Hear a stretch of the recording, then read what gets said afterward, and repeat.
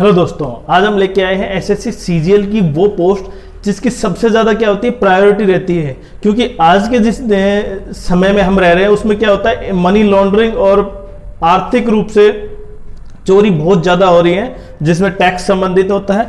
तो उसमें बड़े तौर पर जो रेड डाली जाती है, छोटे तौर पर क्या होती है, इनकम टैक्स होती है, लेकिन बड़े तौर पर जो रेड होती है उसमें कौन काम करता है, ईडी, एनफोर्समेंट डायरेक्टरेट।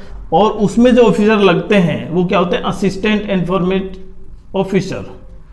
तो यहां पे हम ये पता करेंगे कि आप असिस्टेंट एनफोर्समेंट ऑफिसर कैसे लग सकते हैं, उसका प्रोसेस क्या है, योग्यता क्या है और क्या क्या उसमें चीज जो हमें चाहिए उसको लगने के लिए। तो सबसे पहले देखते हैं कि एग्जाम किससे कंडक्ट होता है, एसएससी करवाती है और वो एग्जाम का नाम है एसएससी सीजीएल।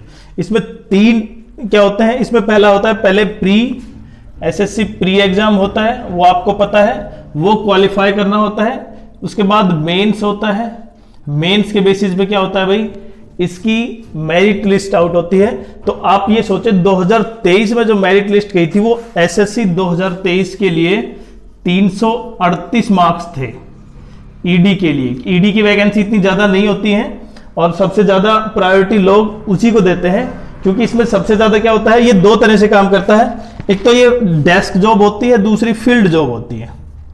तो देखिए, अगर फील्ड जॉब आपको करना है तो उसमें आपकी थोड़ी सी क्या हो जाएगी, आप एक्सट्रोवर्ट होने चाहिए। इंट्रोवर्ट के लिए क्या होती है, एक डेस्क जॉब हो सकती है, लेकिन एक्सट्रोवर्ट के लिए क्या होगी, वो बिल्कुल सही फील्ड जॉब हो सकती है।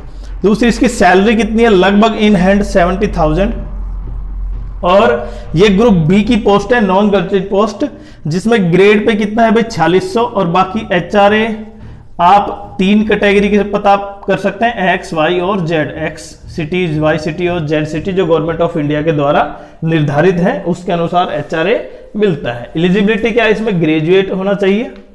उसके बाद इंटरव्यू इसमें है नहीं, क्योंकि इंटरव्यू पहले होता था एसएससी सीजीएल से, अब वो इंटरव्यू हटा दिया गया है। केवल इंटरव्यू अब ग्रुप ए पोस्ट में रह जाता है, किसमें, ये जो यूपीएससी जो रिक्रूटमेंट करती है।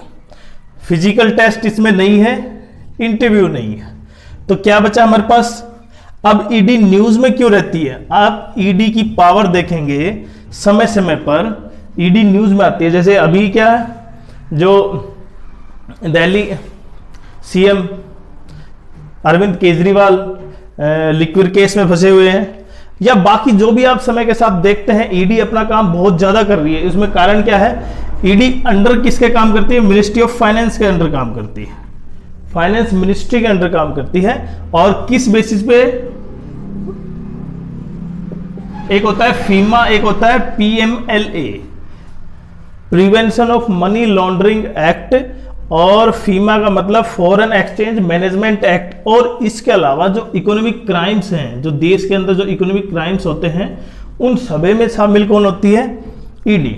और ईडी क्या करती है, उसको किसी भी क्राइम को रजिस्टर करती है और उसको कोर्ट में पेश करती है। और उसकी कुछ क्या है, उसकी कुछ बाध्यताएं हैं कि उसको कितने में कैसे काम करना है। वो हम ईडी के पूरे ग्राफ को नहीं पढ़ रहे, हम केवल ये पढ़ रहे हैं कि आप ईडी को समझें।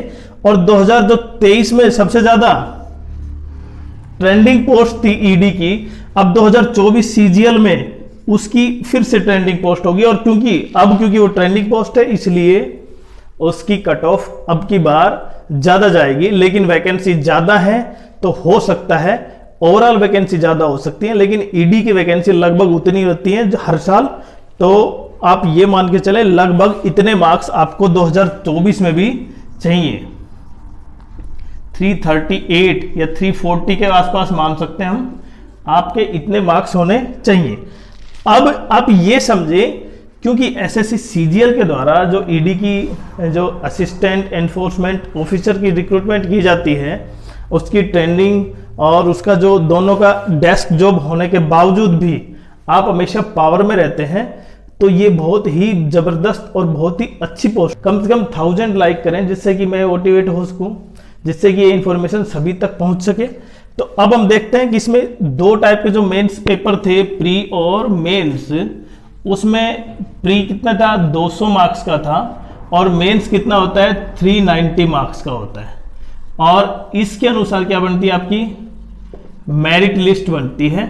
तो मेंस में, क्योंकि अभी मेंस का पेपर होगा, तो ज्यादातर बच्चे जो टॉपर हैं, जो अच्छी तैयारी कर रखी है, उनके भी दिमाग में कहीं ना कहीं क्या होगा, ईडी। तो ईडी एक बहुत ही अच्छी और बहुत ही पावरफुल पोस्ट है।